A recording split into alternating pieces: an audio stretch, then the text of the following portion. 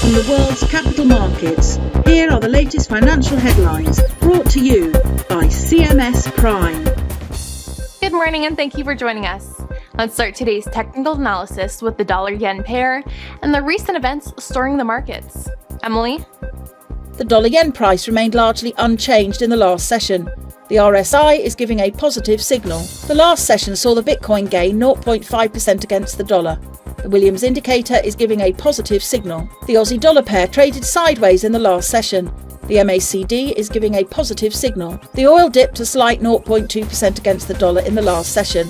The stochastic RSI is giving a negative signal. Moving on to world financial news. Several Chinese banks have been given new gold import quotas from the central bank, anticipating revived demand despite record high prices.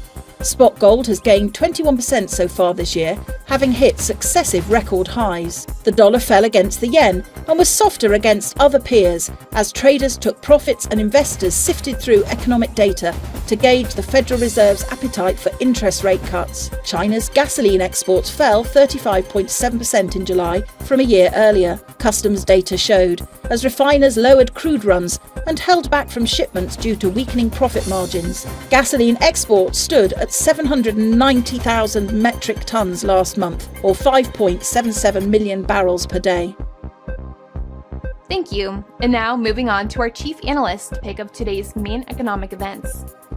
The US 3-month bill auction will be released at 15:30 GMT, the US 6-month bill auction at 15:30 GMT, Germany's German Buber monthly report at 10 GMT. China's FDI will be released at 9 GMT, New Zealand's exports at 22:45 GMT, New Zealand's imports at 22:45 GMT. We hope that you've enjoyed today's market outlook. On behalf of all of us here, we wish you a productive trading day.